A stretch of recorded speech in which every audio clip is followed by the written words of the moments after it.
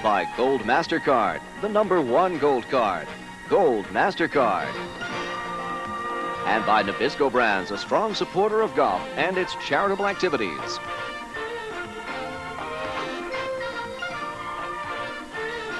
Inside the PGA Tour has been produced for PGA Tour Productions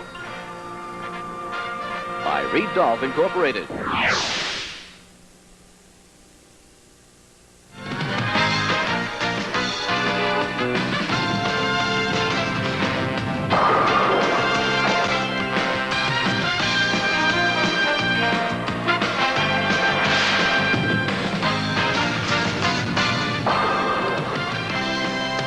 ESPN presents the Ladies Pro Bowlers Tour.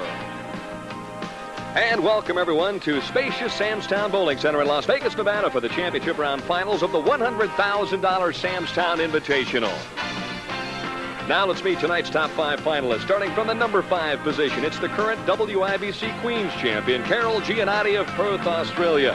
Her opponent in match number 1 is 17-time titleist and defending champion, Donna Adamek. 28-year-old Sue Neidig of Miami, Florida will be making her first ever appearance in the championship round, while 2-time winner Dede Davidson is qualified in the runner-up position. And, of course, nailing down the top seed this week after 52 grueling games of qualifying and match play, it's 27-year-old left-hander Tish Johnson of Panorama City, California. Hi, everyone. I'm Denny Schreiner, and welcome to Sam's-Town in Las Vegas for the final Ladies Pro Bowlers Tour stop on ESPN here in 1989. And, of course, wrapping up the season with me once again is 2-time winner Leila Wagner. And, Leila, from start to finish, it was all Tish Johnson. It sure was, Denny. I tell you, Tish led this field by 800 pins, breaking a PBA record of 770 pins by Dave Davis in 1980. And, of course, Davis went on to lose that tournament in Palatine. We'll hope for better luck for Tish here this afternoon. Let's go down to the number 4 seed position. Donna Adamek, she's the defending champion. Is that an advantage or disadvantage? Well, I think that's an advantage for Donna. She's bowling well. She bowled well in this house the last few years. And I think that's a real confidence booster for her to come in and play today. And one pro that's performed admirably on ESPN this year is Carol Gianotti of Perth, Australia. What are her chances? Well, Carol's chances are great. She's a good player. She could come all the way up from the 5th position. Debbie Bennett did just 2 years ago. All right, now let's look at the number 3 seed. Sue Neidig. Most people don't really know too much about the left-hander from Miami. Well, no, and you can never really count out a player who makes their first television appearance. You're not sure if they're going to bowl good or bad, so we'll have to wait and see. And perhaps the strongest player, the most aggressive player in the championship round is Dede Davidson. And when she starts throwing strikes, she can string them right across the board. Well, Dede Davidson, a very, very strong television player. Also, Danny, on lanes 19 and 20, the television pair here this evening, Dede rolled a 300 game in 1985, so that could add a little bit of confidence to her. And she's averaged over 240 this year on television, so it should be a very exciting telecast. Coming up just momentarily here from Sam's-Town in Las Vegas. The opening match, and of course, $25,000 is on top. Carol Gianotti and defending champion Donna Adamek. We'll be back with the Ladies Pro Bowlers Tour on ESPN right after this. Nevada. Opening match here of the $100,000 Sam's-Town Invitational, and this is the defending champion from a year ago. And also finished just second last week to a disappointing loss to Carol Norman as they were in a tiebreaker situation. Rough match last week. Of course, obviously great for Carol, but for Donna, had to be kind of a disappointing loss. Opens up with a solid 4-pin championship round pair, lanes 19 and 20 here this week, and our 5 players averaged just a little over 200 composite on the championship pair, so it wasn't an easy pair to throw strikes on, Leila.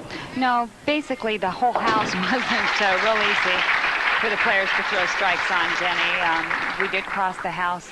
There are 56 lanes in the bowling center and a lot of games. And when you cross that big of a house, you get a lot of different variances in the lanes. Young lady from Perth, Australia, the WIBC Queens champion, Carol Gianotti. Never wastes much time on the approach, and she opens up with a strike. A big smile from Carol Gianotti. Knows she got a break on that shot, hitting very light, and about 5 on the deck, as we say. Here's a look at Carol's game. Carol with a 5-step approach. Very basic game. Great wrist position there in the backswing. Here she comes, low knee bend. Real strong wrist. Very much a feel type player as opposed to a technical type of a player. Makes a lot of foul line adjustments. Some of the greatest players in the game, Dick Weber, was always known for those foul line adjustments. And if you can do that, you've definitely got a career as a professional bowler. Only 22 years of age, already with a pair of titles, winning both of those this year. Having just a sensational season, and a player really that's just now starting to come into her own confidence-wise. I think that's the key right there. She is coming into her own confidence. It's her second year as a professional. The first year she made one show. It was a little bit shaky, and now she's just come out and just had a great year for her. Donna Adamek, opening match. $25,000 to the winner this week. Speed is pretty good, but ball slides past the pocket. Take a look at Donna's game now, all 5 feet of her. 5-step approach, uses the whole approach for her speed. See how level her head is all the way through her approach. Once again, the knee bend is there. The follow through and extension. No problem with the spare for the 17-time champion. Always has that concerned look on her face, even when she's in the midst of shooting 300. Well, Donna, a very competitive player. Denny really never gives anything away, never lets up. On the season, 3 wins, 6 losses in the championship round, so below normal for her. She's been struggling this year with a leg injury, and she's had to sit out a few weeks and then come back. And it's really remarkable that she's done as well as she had with that injury. Gets the light shaker hit on lane 19, so the first strike of the match for Donna Adamek. In case you've just joined us, Sue Neidig has qualified number 3. Dede Davidson in the 2 slot, and our top seed, she led by more than 800 pins this week, is Tish Johnson.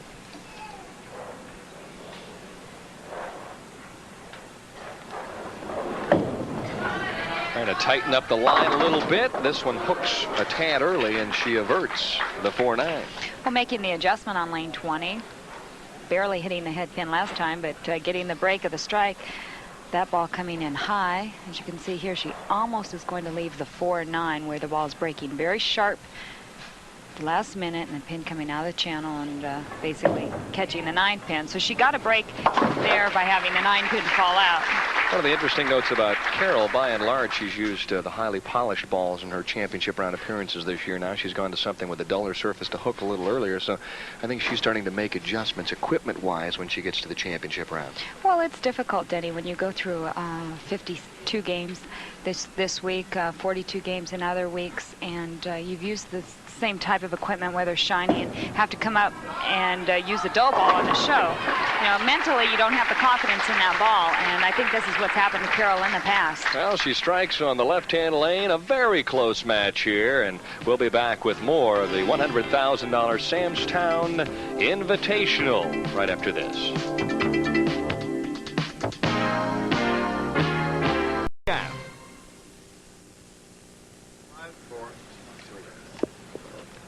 Donna Adamek, opening match, working on a strike now in the 3rd, trails by 1. She could take the lead if she X's here on lane 20.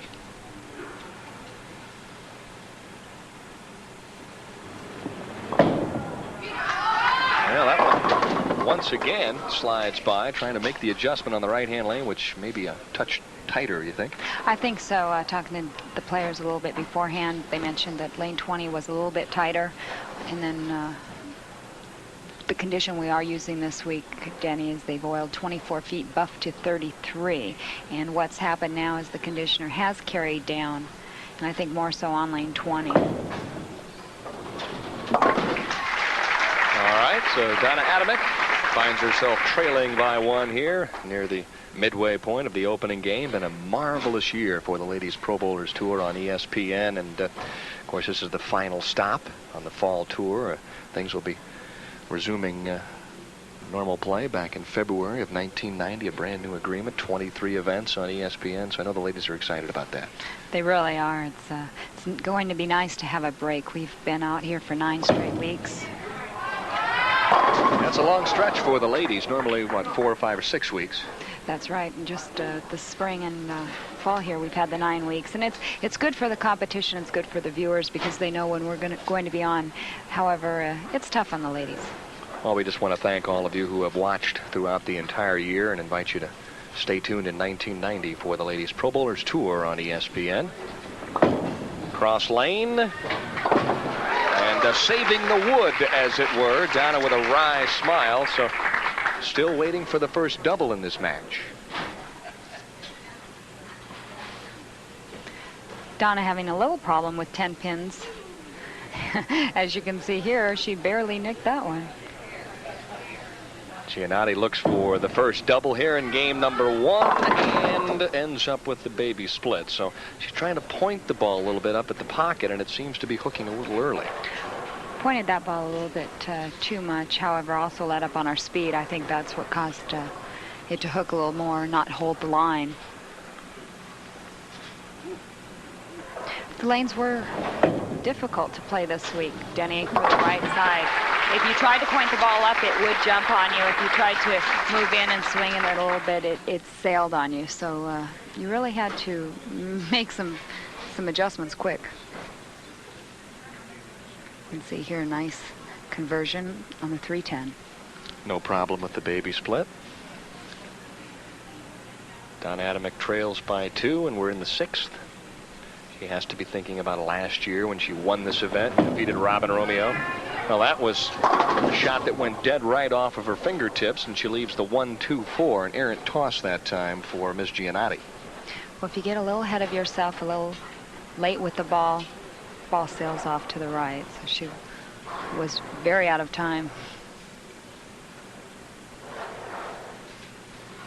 Player with international experience, rising star, and she takes the 1 and the 2 right off the 4. So the first miscue, the first mistake for one of our players in an opening match, provided by Carol Gianotti in the 6th, and very quickly Donna Adamek jumps up with a 12-pin lead.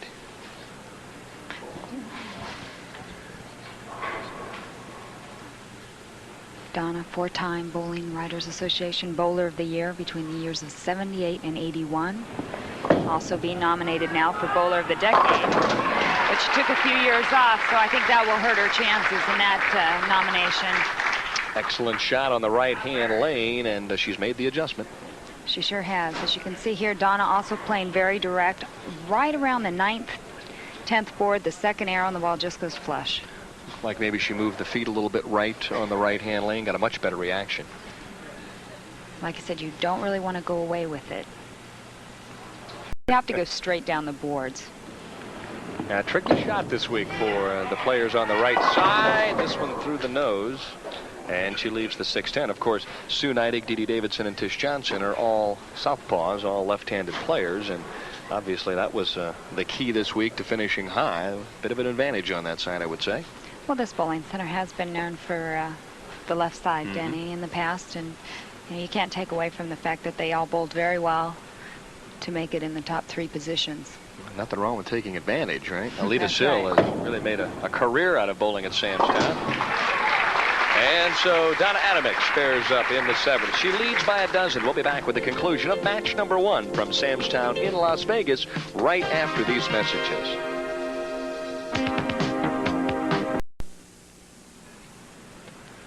Carol Gianotti now in the 7th, trailing by a dozen. Leila needs to get something started here pretty quick. Through the nose again. Once again, not enough ball speed to hold the line. She's uncomfortable really with the reaction of this ball, I think. She did just drill it up prior to the telecast, and I think that makes a big difference on being able to trust it or not. And you really still don't know what the reaction is for the ball when you haven't been using it. It's one of those things where you take a bit of a gamble. Sometimes it pays off, other times it does backfire. That's right. I think you see the men on the men's tour changing balls a little bit more often or drilling up new equipment, but the ladies on the women's tour really don't do that as often. No, there's really a lot of guesswork involved, a lot of knowledge, obviously, too, with surfaces and weights and coefficient of friction, but, sometimes you can make those little adjustments with hand or speed or wrist position. Excellent shot there on the left-hand lane, so she puts herself in a position to shoot 215 if she strikes out, but it may not be enough. A nice shot here, being able to stay down at the line, a little bit more ball speed, and the ball held the line. Almost left herself with a 9-pin. Okay, setting it up there with a key shot in the 8th. Back to live action now with Donna Adamek in the 8th.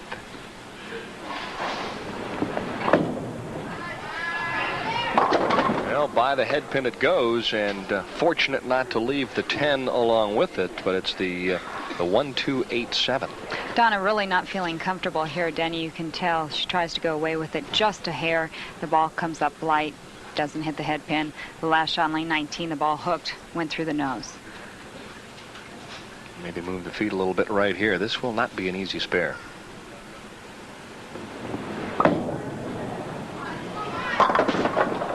No, the ball didn't hook. Didn't cover the back sleeper pin. So she leaves the 8 pin, and a mistake for Adamek coming in the 8th. Now Donna's best possible score, if she would strike out, would be 202. We had very exciting position round matches last night. Denny, both the position 3 and 4 and 5 and 6 were all determined in the last 2 frames, or the last frame of the game. Well, Lori Nichols finishes 6th. She needs a mark to beat Carol Gianotti and leaves the 5-7.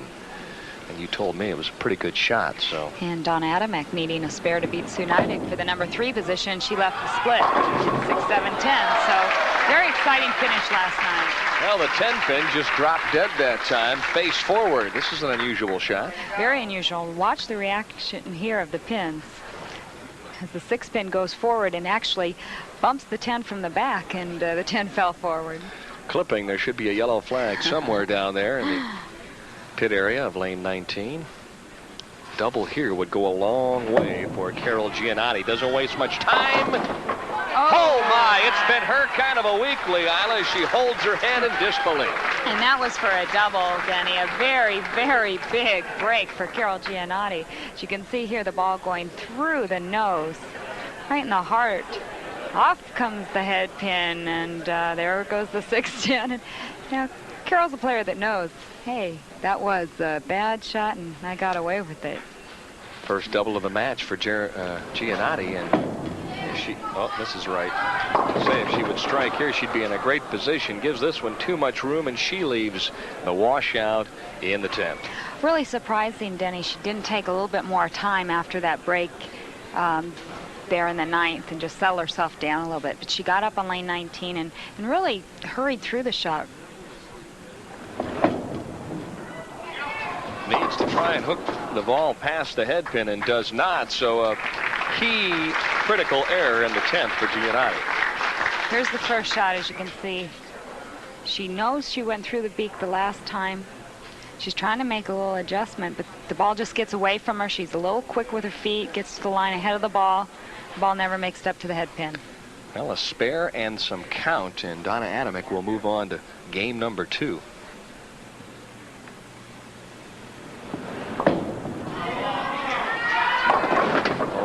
By the head pin it goes. She leaves the washout, and I'll guarantee you she moved right with her feet, but that right-hand lane is really tightened up. Well, as you can see, the conditioner carrying down more and more as the players are bowling on the lane.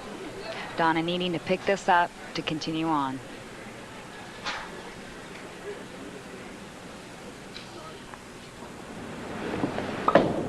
Got to try and get it left. Oh, what a shot for Adamek, and that's how you win 17 titles as a professional.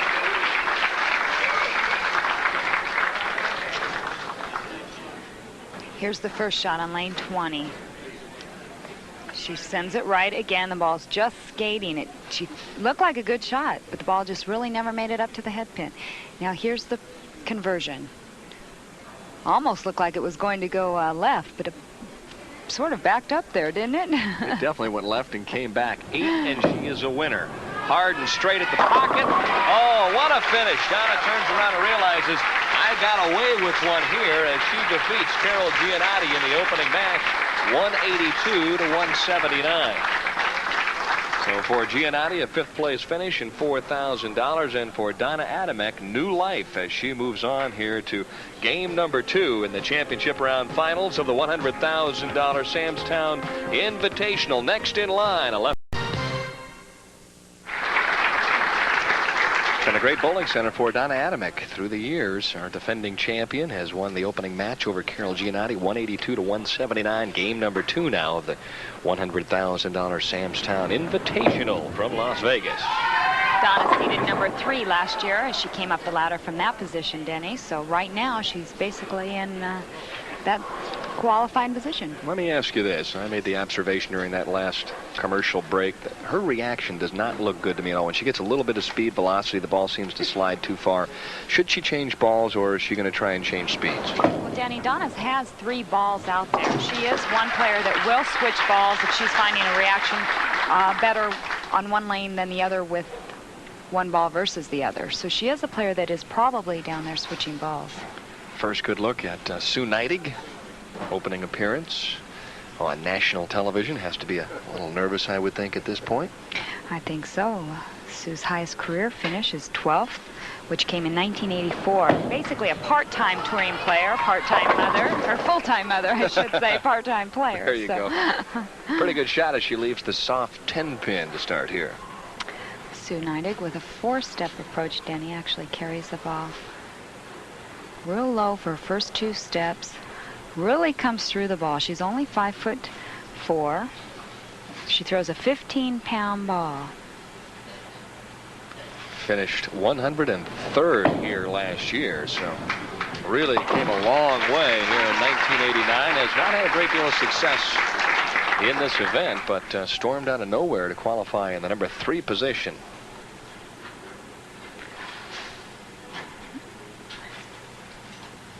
Yeah, here we go. Well, back-to-back appearances in 87 and 88. Now she's going to go from 103rd to 3rd or better, right? Well, like I said, a part-time player, and it's very difficult for players just to come out and hit one tournament here and there, Denny. You're not in the competitive mode, as we would say, and it's tough, whether there's a condition out there for you to hit or not. If you don't compete regularly, you're definitely at a disadvantage. Plus, you don't have the equipment dialed into what the tour conditions specify. As she leaves a washout, well, we've seen our fair share of those here in the first game and a quarter. Slower speed, a little more loft for Sue Neidig. And of course, Dede Davidson qualifying number 2, and our top seed Tish Johnson waiting in the wings. I think you'll see a definite difference in the games between the 3 left-handers here versus Tish and Dede versus Sue Neidig. Sue's much slower. She's been working on her timing, so she does have problems with her timing, and she's trying to keep up her ball speed, so she's been working on that. Opens in the second. 15-pin lead for Donna Adamek. Let's see if the 17-time champion can take advantage of the open in the second.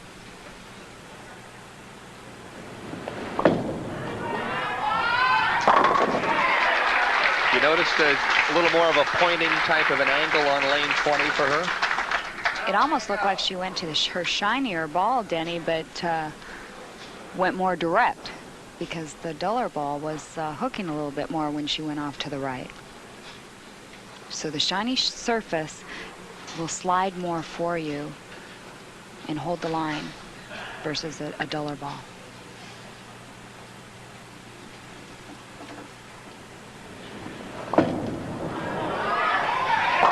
Goes away with an excellent shot for Donna Adamek.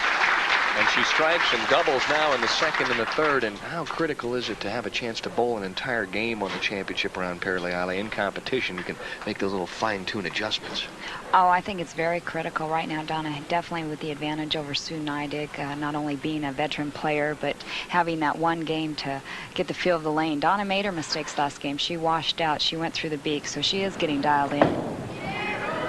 Sue Neidig trying to bounce back. Very good shot there, and a tough break leaves the soft 7-pin. So she's hit the pocket both times on 20, but doesn't have much to show for it. Well, the 4-pin sitting in the channel that time. Sue also switching balls to convert her spares.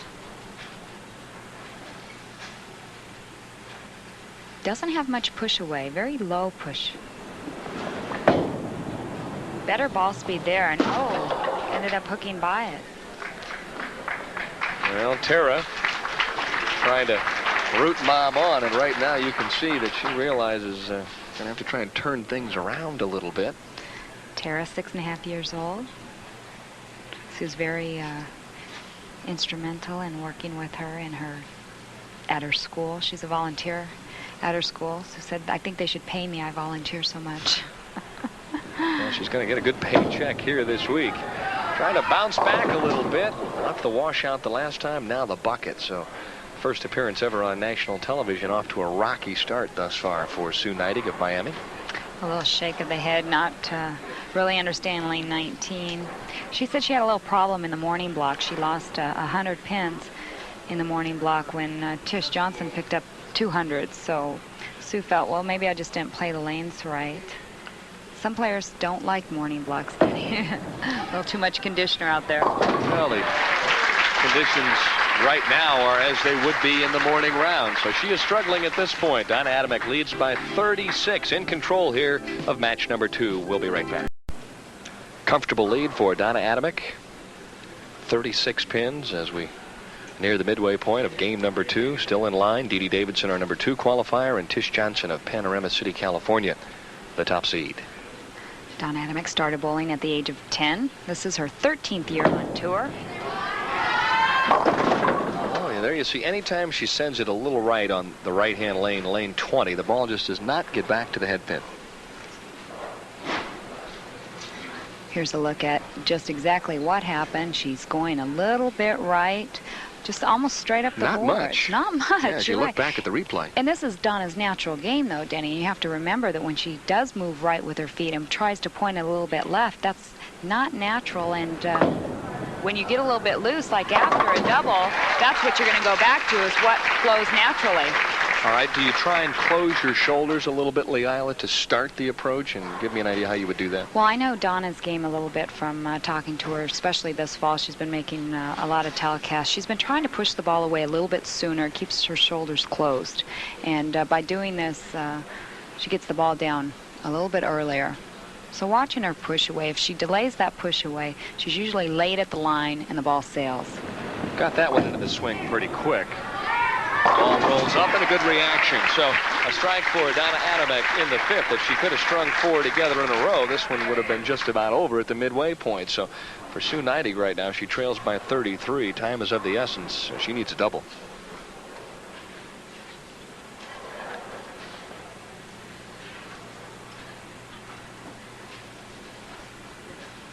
Sue have to feeling that, you know, hey, third's a lot better than my 12th in 1984. So she's got to be happy with her finish here this week.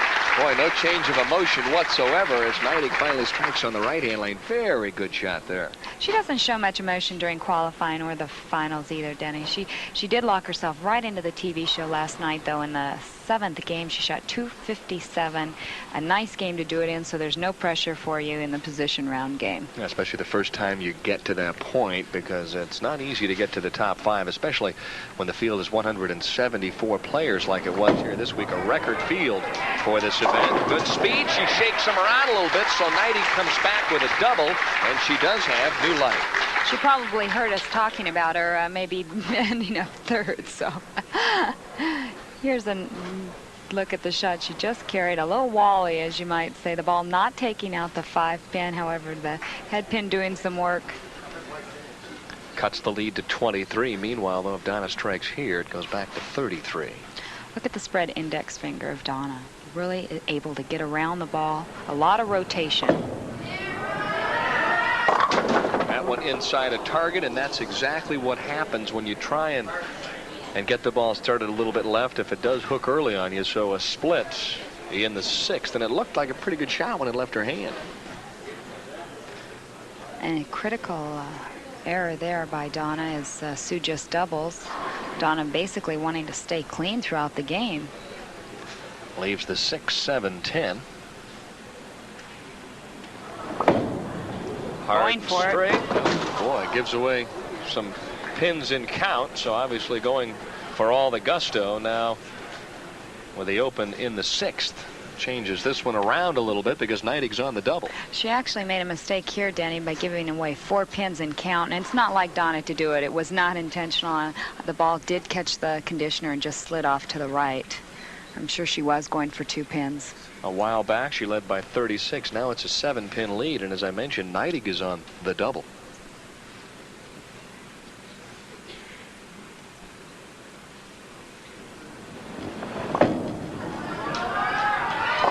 Trying to regroup, and she does. Nice light hit in the 7th frame, but if Neidig strikes right here, she'll go up in the match. Excellent view of our national tournament director, Fran Wolf. Fran working very hard these 9 weeks. Yeah, she's back home. She lives here in Las Vegas, so even though she worked this week, it was at least home cooking.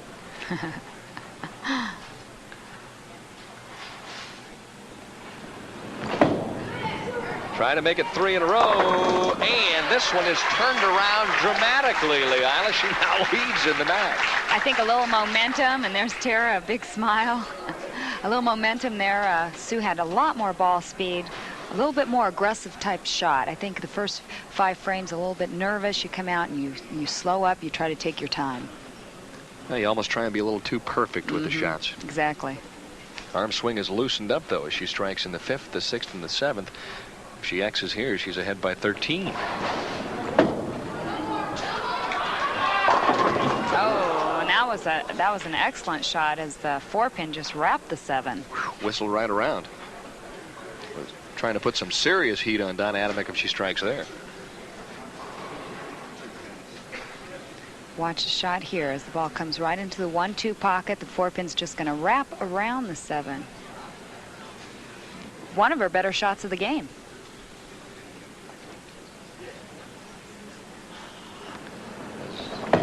Already missed one pin spare, and right back throws that one in the channel at about 45 feet. So this is a give and take type match. Donna Adamek now leads by 9. Who will win? Well, you'll have to come back to find out here in game number 2. Round twice now. This is a seesaw affair, to say the least. Game number 2 of the $100,000 Samstown Invitational. And Adamek says, sorry, you missed the 7-pin. I'll take advantage and double up. You bet. You don't want to do that against Donna Adamek, especially 2 of them. Sue made an adjustment. She missed one to the right, threw that one in the channel. However, this type of match towards the end of the game, you don't want to do it. Still room to shoot 231 for Donna Adamek, which would be more than enough. Sue Neidig, if she would strike out from the 9th, her best possible score is 201.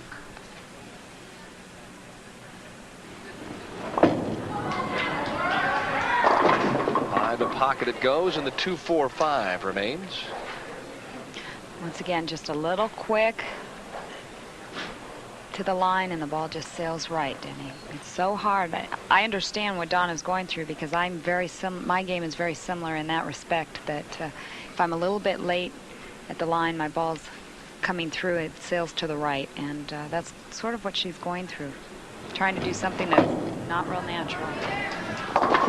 And a chop of the 245, so both players just trying to survive here in game number 2. Of course, scores throughout the week, the moderate to low range. It was a struggle.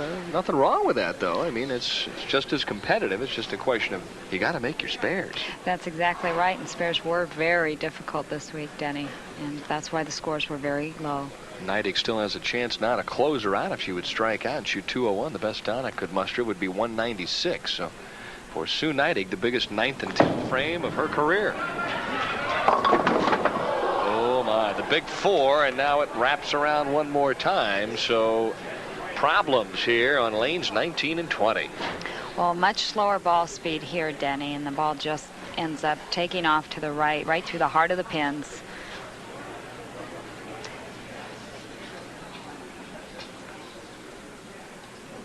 Disaster strikes in the 9th. And for Sue Neidig, the best game that she could post now would be 179, but that is critical because it would force Donna Adamek to at least mark in the 10th to win. We saw her wash out last time in the 10th. However, she did pick it up, so anything can happen at this point. Well, look at that game. Spare, open, spare, 3-bagger, missed the 7-pin, and then 4-bagger. That's kind of a little bit of everything, huh? That's right. We've seen through the beak and a little bit light, too. Trying to come back, shakes them loose, so never say die for Sue Neidig, and Donna realizes if she strikes here, she'll need at least a mark. And that's what happened to her in game number 1 against Carol Gianotti. She needed a mark to win. A marvelous experience this week for Sue Neidig, regardless of what happens on this shot.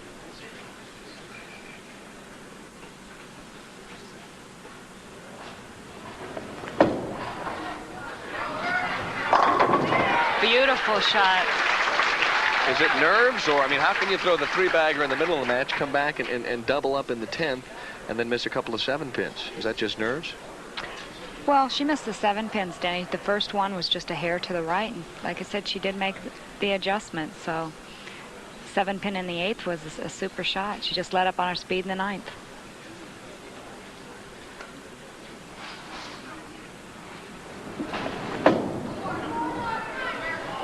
Much better acceleration, those 3 shots. Well, a mercurial performance for Sue Neidig. A little hot and cold at times, but she comes back and strikes out, and Donna needs a spare or better to win.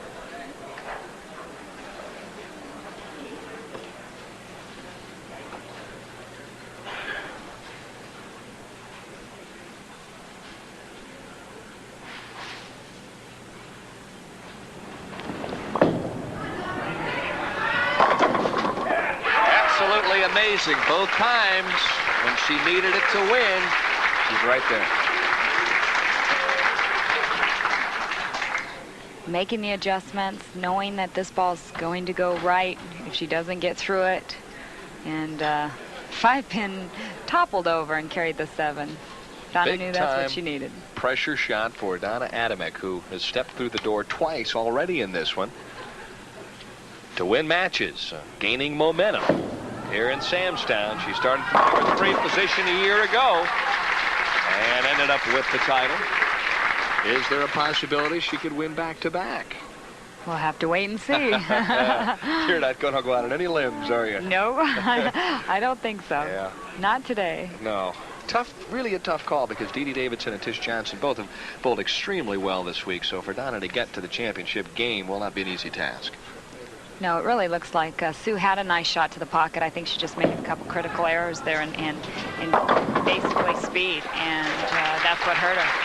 So beautiful 10th frame performance for Donna Adamek, 195 to 179. Donna advances, and for Sue Neidig, a beautiful check worth $6,000. So next in line, the Big D. That's right, Dede Davidson and Donna Adamek. And a very special lady to the world of ladies professional bowling, Helen Duvall. Been awarded a lifetime membership to the Ladies Pro Bowlers Tour. Yeah, that's awfully nice. That was presented prior to the telecast by the president of the LPBT, John Falzone, to your right. Of course, National Tournament Director Fran Wolf, and a very good friend of Helen's through the years to the left. Really a touching moment. It was. Helen was out here this week competing with us as well. Hey, still out there trying to knock them down. And speaking of striking, this young lady right here, if she gets lined up, will definitely pepper the pocket. Very aggressive player, comes right out, leaves the solid 7. A good opening shot by Dede Davidson. She has won 1989 title. It came in San Dimas, California, and she defeated Tish Johnson in that match. So she may have a chance to try it again. Right now, though, the first order of business is to match up with Donna Adamek, who has already won a pair of matches here. Harder surface ball for the spare, no problem for Dede Davidson. And if there is a weak point in her game, it is the spare shooting, but she's worked very diligently on that the last year or so to try and improve.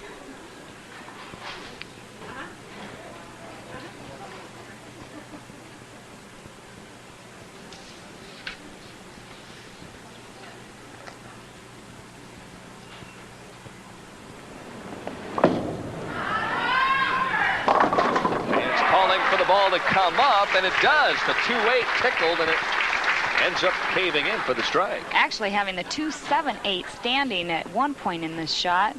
Watch here, Denny. The head pin did some work again. Donna realized what a nice break that was to start the match, and would love to double up really quickly here on Dede and put a little pressure on.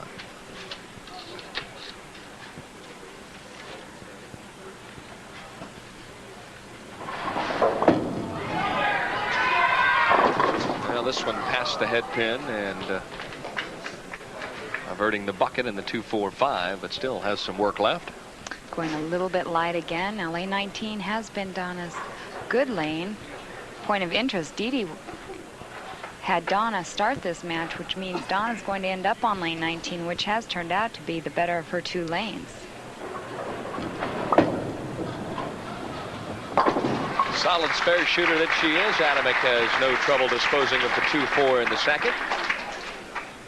Dede wanted me to mention her grandmother, Marie Paddock, is turning 85 today up in California, or over in California, and she wanted to wish her a happy birthday.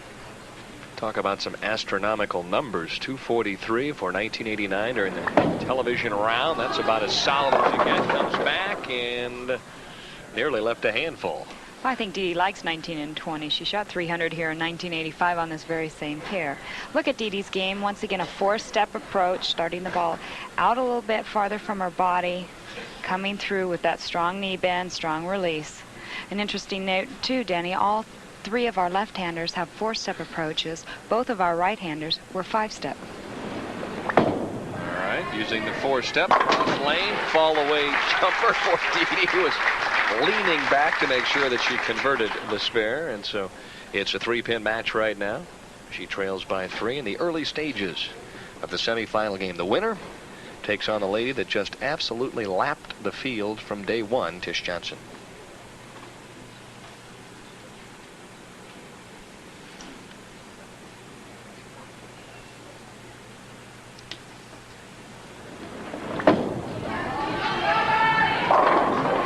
The light hit that she was looking for, so Dede Davidson with her first strike, and it happens in the 3rd. Really good with the fans, too. As you can hear the fans applauding Dede. She gets them going. Very animated. Very. So is Tish Johnson, by the way. If those two get to the title game, watch out.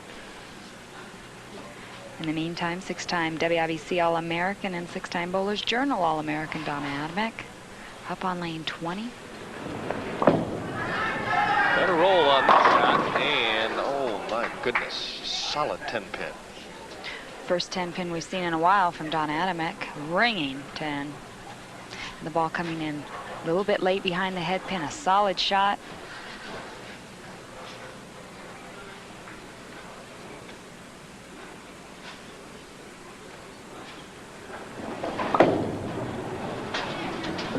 This win last year for her, Leila, was really a critical win, I think, and a turning point in her career. It was, Denny, because she did sit out in 1985, as you can see here, where she finished 45th. She didn't bowl that year much except for this event. And then coming back in 86, she had a strong 4th place finish, and she just started to make her move. And that win was the first time in a long time coming. Confidence has really grown over the last year or so, and when you match that up with her physical abilities and her experience, nice combination. Light again on the left-hand lane, and when it's all said and done, just the 4-pin remains. Donna talking to herself as she comes back. She could be seeing a change in the lanes now, 19 and 20, as she is the only right-hander bowling on him, but the conditioner is carrying down with the ball. Now you can see the computer at work right there. Very analytical player, very businesslike, and she's saying, boy, I thought I threw a pretty good shot there. Still past the head pin, so we'll pick up the 4 and regroup. Well, she knows a lot about the game. She's also a brand new pro shop owner. All right, so a spare up for Donna Adamek, and this is a very close match. Just 1 pin separating the 2 here in the semifinal game. Welcome back. Dede Davidson trailing by 1, looking for a double in the 4th. And she gets it. Dede starting out her career very early in 1985. She became the Ebonite Rookie of the Year. And shots like this got her that title. A lot of power, a lot of rotation causes the ball, the pins to react like that. Lots of pin action as a result of a ball that is rolling up into the pocket. And Dede Davidson, who leads by 9, could extend it to 19 if she strikes in the 5th. Dede's been making some adjustments in her game, working with John Fantini and Bill Hall. Seemed to straighten her out a bit. Now if she could just figure out how to get rid of that 7-pin. It never changes, does it? No, it doesn't. And that's really been Dede's only downfall this year on television. Her TV average this year has been 243, and career television average is 221. So she does throw some big numbers on television. Well, she can't be leaving too much if she's averaging those kind of numbers. Just 7 pins, probably. Boy, if she would win here today, incentives and everything included, she would be very close to 50,000 for the year. So no sweat, says Dede Davidson, as the heart rate continues to rise here at Sam's Town. She knows her 7-pin shooting isn't probably the best, so every time she shoots one, it's a little scary. Time for Adamek to go back to work now at the midway point, the 5th frame, trailing by 8.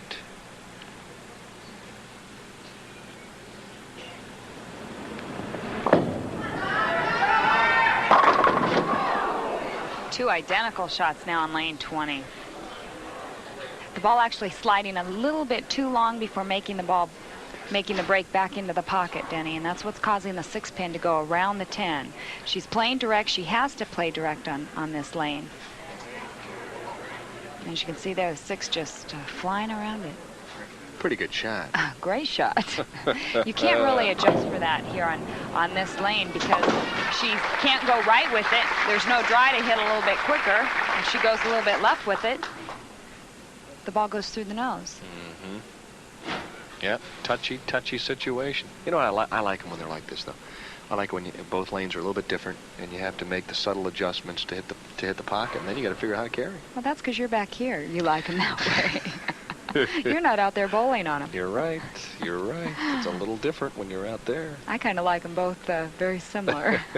Yeah, and easy to hit the pocket, too. And no problem carrying. Oh, boy. Speaking of carrying problems, well, at the very last moment, a big break for Adamek, who leaves just the 6-pin.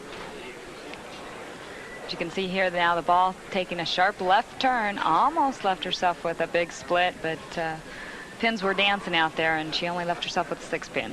Instead of the 6-7. 10-pin lead for Dede Davidson. As we are past the halfway point of the semifinal game, in case you've just joined us, Donna Adamek has already defeated Carol Gianotti 182-179 and Sue Neidig 195-179. And we're midway through the semifinal game where Dede Davidson leads by 10. The winner of this game takes on our top seed, Tish Johnson. Dede also a twin, and I really never knew that before. I found that out today. Her sister Marisa Wilson and her celebrated their 23rd birthday just 2 days ago. Well, how do you know that Dede's been bowling all this time? Could have fooled me. It could have been her twin sister. A great shot coming back here. Gets the carry. See, you know what I would do? What would you do? I'd have my twin sister do nothing but work on the 7-pins. And if I left one, I'd just bring her in? Yeah. That's a good idea. Well, but I think if you had a twin sister, you couldn't do it. We should check with Fran Werf, our national tournament director, and ask her if indeed you could use a substitute twin sister to shoot the 7-pin. No need to worry about it now, though. A clutch double in the 6th and the 7th as Dede's parents look on, thoughtfully so, realizing if things work out, their daughter may just bowl for $25,000. We'll be back with more after this. At least 10 feet tall. Everybody wave. Adamek needs a strike. A couple of solid 10s. She goes to the lighter hit and leaves another 10-pin. It is not to be right now in that right-hand lane. She made the adjustment, an opposite shot.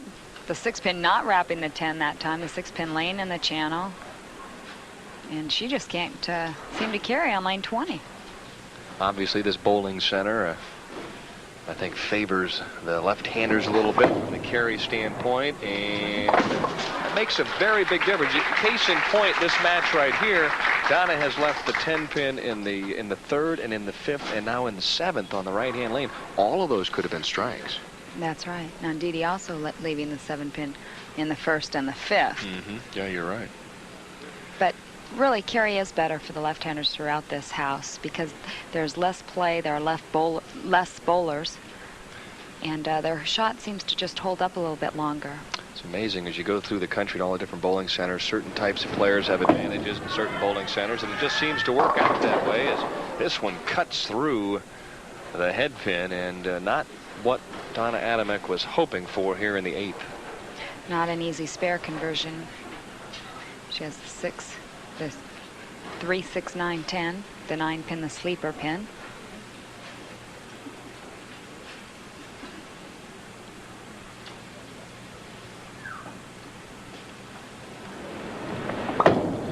Well, this one needs to hook a little bit and doesn't quite happen. So Donna Adamek with an open in the 8th allows Dede Davidson to step up in the 8th, lead by 36, and it's just about time to close out the table. Dede staying, or wanting to stay very consistent, stay very clean here through the 8th, 9th, and 10th, and she'll have this all wrapped up.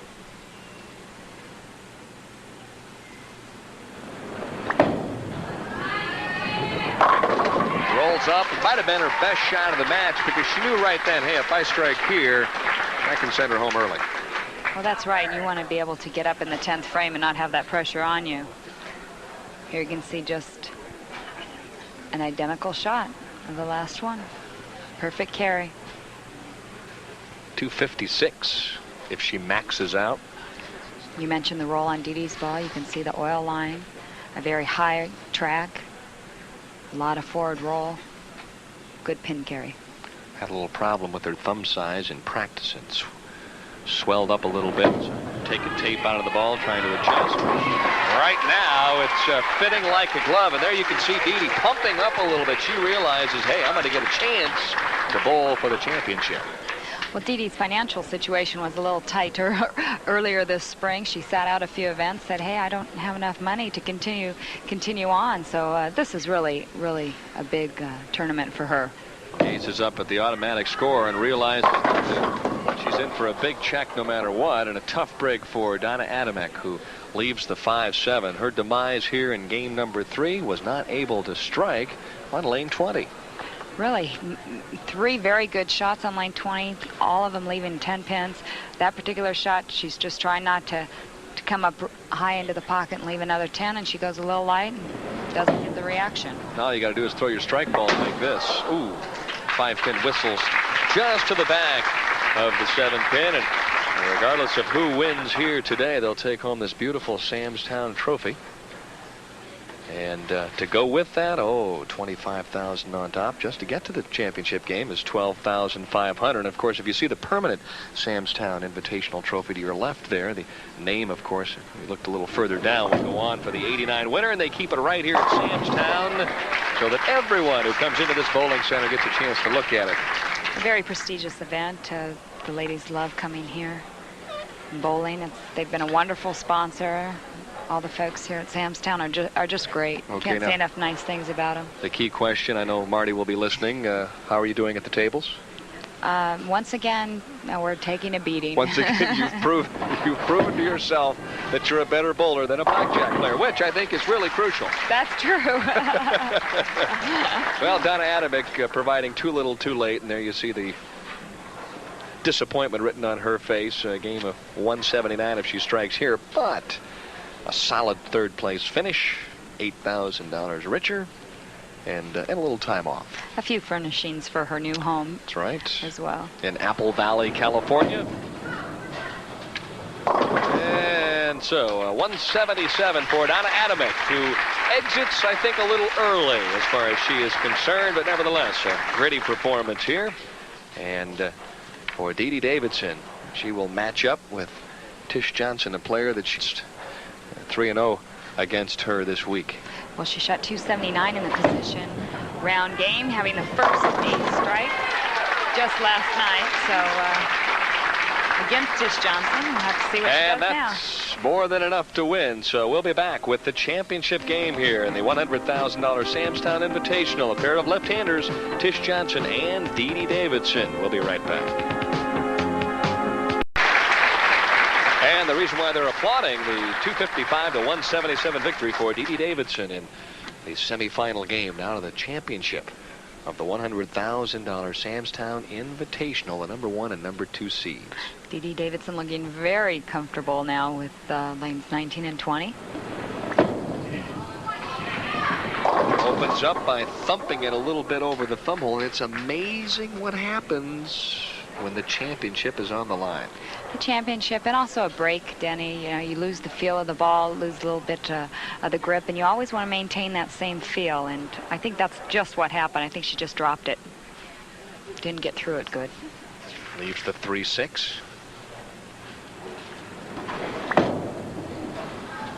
And the conversion is made from the cross lane spare attempt. So a first good look now at Tish Johnson, the young lady that just up and ran away from the other 173 competitors this week. Sure did. She also has 7 career titles. Match play record of 19-5. Doesn't win time. Oh, well, the 6-pin left, but the 4-pin remains. It's hard for Tish to sit out, Denny. She has been seated the #1 position 12 times. She only has 4 titles. Here's a look at her game, a 4-step approach. Once again, very strong legs there, delivery.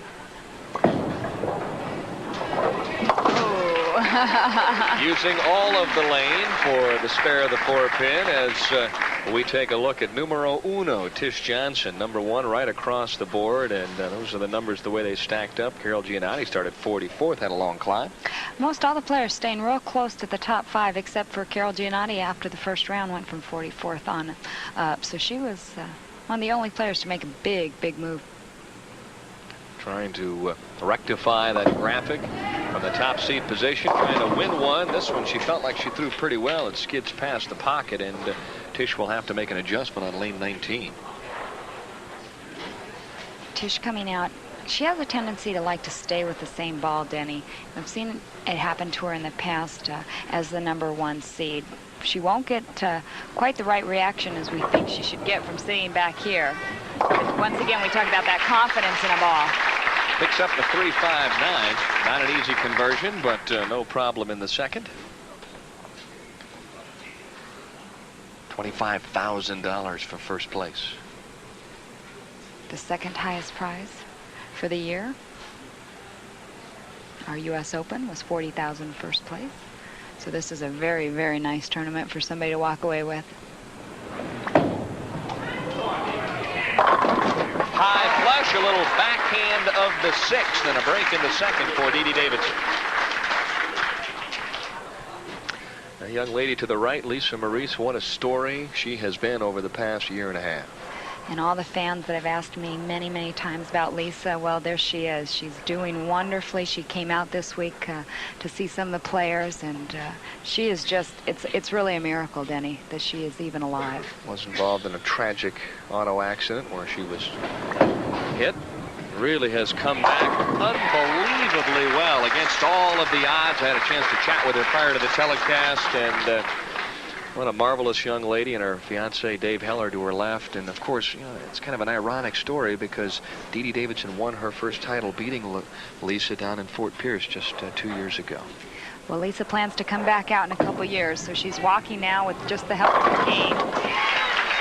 Really an amazing story. Tish Johnson answers with a strike in the third. Dede Davidson, of course, doubling, and this is a 13-pin match. Tish is trailing. Great ball reaction here, Denny, as the ball's coming in just flush. 4-pin, touches the 7, and this is a reaction that you see a lot from Tish Johnson. The little backup run it out shot. Needs a double here to close the gap to 3 pins.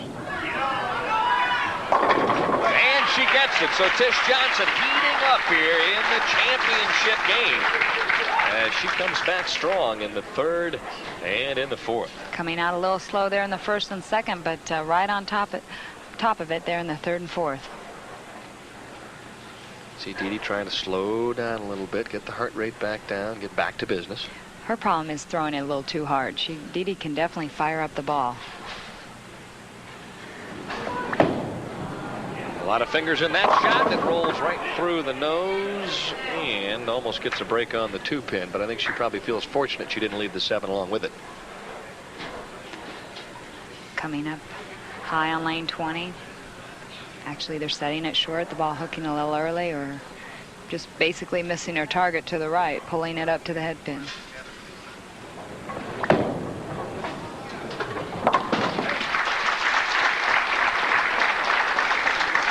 A 2-pin match. And a look at past appearances here at Sam's Town. Made the TV show there in 1985. Is that the same year you did? No, 86. Ah, you were here in 86, all right. Finished third. Yep. So solid, all cashing efforts, but this is her first chance to claim the championship. Oh my, just spanking that. Was that the 6 pin that rifled out of there? It sure looked like it, I tell my. you. A lot of pin action here. This is where you can see how much power she actually generates, Denny. That's the head pin. Hit the 6, and there went the 6 across the lane. Boy, a little slap of the 6 that time.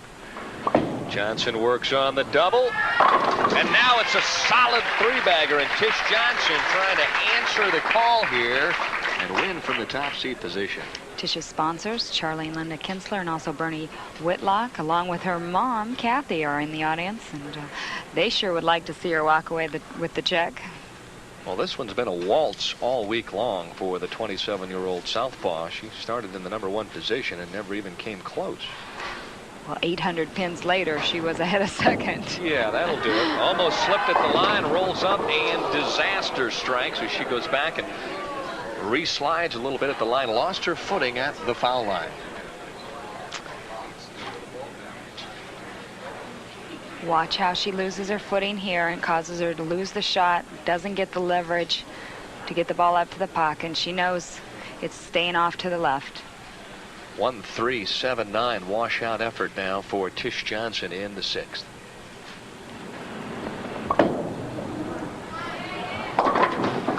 Doesn't happen, so an open frame in the 6th after the 3-bagger, and that will close this one up considerably. Dede, possible double right here in the 6th frame.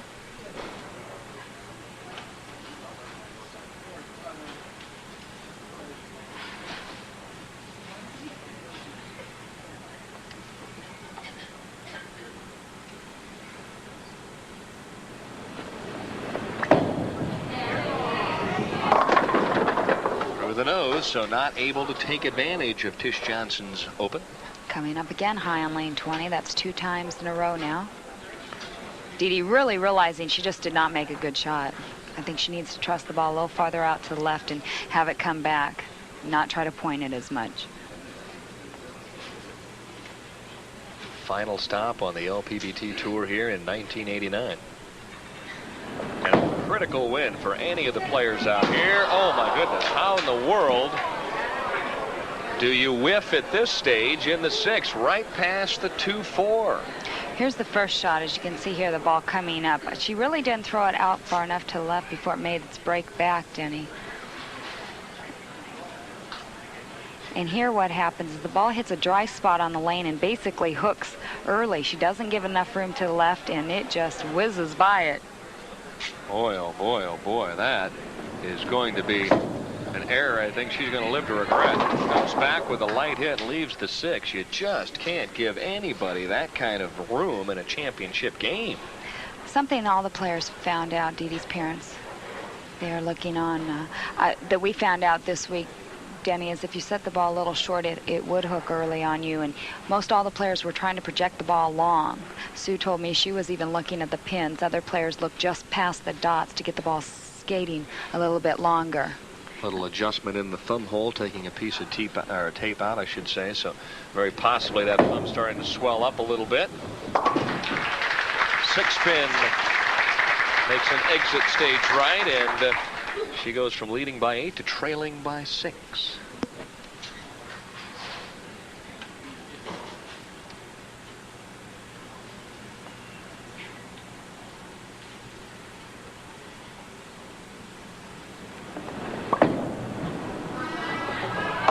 Oh, beautiful shot by Tish Johnson. And Mom looks on and breathes a sigh of relief. Kathy Johnson, Tish's mom, here watching her daughter. It's always hard to be a parent watching your son or daughter ball. 241 if she would strike out from the 7th on. Tish knows the title is very close to being in her hands, taking an extra deep breath, try to relax.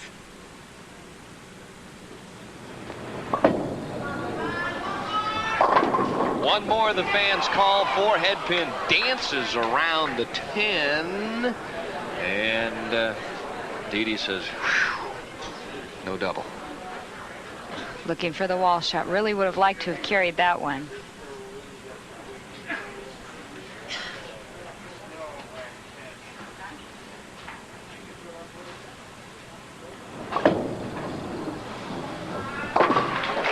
So it's fair up now in the 8th. And Dede Davidson will try and take control. Now lane 20, she's gone high both times. Once leaving the 2, the other time leaving the 2-4 and missing them all.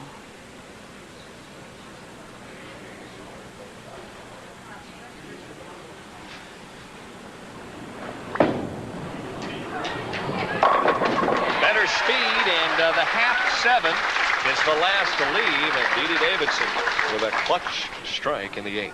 Much better shot, like you mentioned, better speed. Also the ball going down the lane longer before making its break into the pocket. 225, and she's a winner.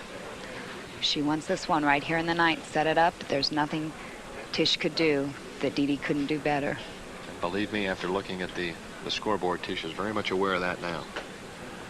She's just hoping for an opportunity to step up and win this one late. Key shot here in the 9th, going up light. Really had the ball speed that time. Did you hear the thumb hole? Yeah.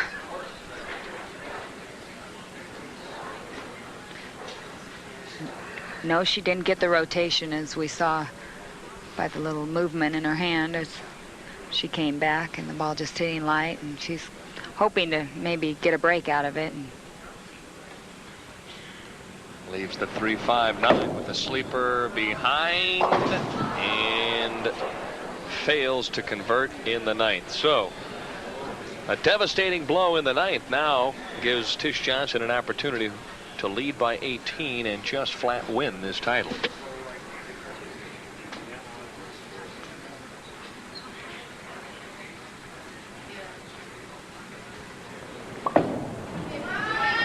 Stretches out. here comes the head pin. Just in the nick of time, the message is delivered, and Tish Johnson, with a shrug of the shoulders, is very close to winning this one.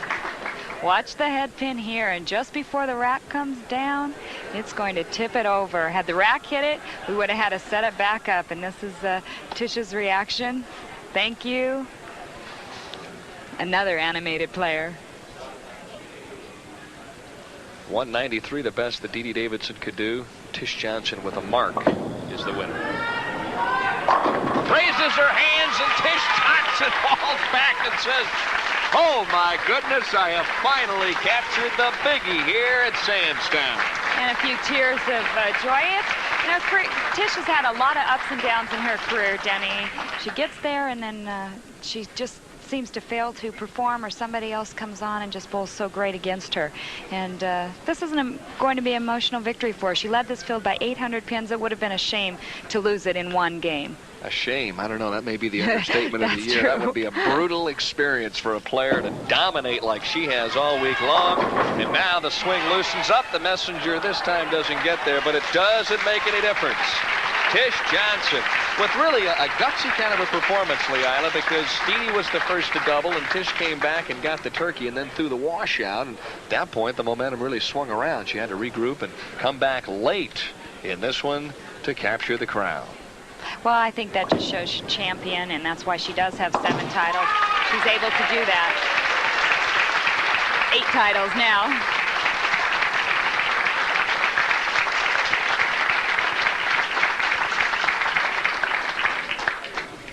Still in disbelief. Dede Davidson will finish things out now, and of course, no problem with the strike in the 10th. A game of 210, though, for Tish Johnson, more than enough to win, and Dede Davidson will have to be happy with 12,500, and she'll probably be able to do that. An emotional Tish Johnson. It's nice to be able to finish out and just sit there for a minute before we have to go out and talk about it, right? Here's the winning shot right here. Basically the first one in the 10th. Flush. That's how you like to win, right? Sure. Reaction there, realizing the sweetest victory in her career. Tish Johnson, the winner here in Sam's Town. And, of course, if you've enjoyed the LPBT on ESPN this year, hey, 1990 is going to be a very big year. 23 Ladies Pro Bowlers Tour tournaments on ESPN. And here's a look at the way the schedule will set up here in 1990.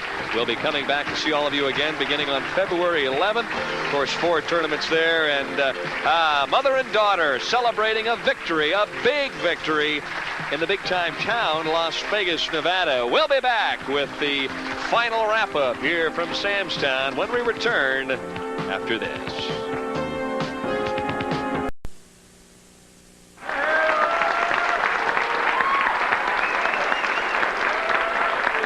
Well, Tish, they're cheering for you here at Sam's Town.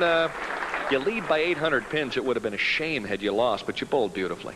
Thank you. I mean, I've lost in the leading position before, and I just wanted to come out and play my game, and it paid off. Paid off in a big way, worth $25,000. Before we get to the money, though, we'll bring in the casino manager here, Stan Roth, and Stan, a beautiful trophy and a jacket for our winner. Tash, on behalf of Sam's Town, congratulations. I think I'll hold on to it. It's a little heavy. Okay. All right? And we know that this is too small, so we'll get the right size for you later. Okay. Okay. I want to thank Sam's Town. They've been great to us every year we've come here. The fans, I mean, it's really nice because we can't even get through. It's been a pleasure. Thank you very much. And a benevolent assistant general manager, Bruce Frazier, has a check almost as tall as you are, worth $25,000. Tish, on behalf of Sam Boyd, Sam's Town, and the Boyd Group Hotels, congratulations, $25,000.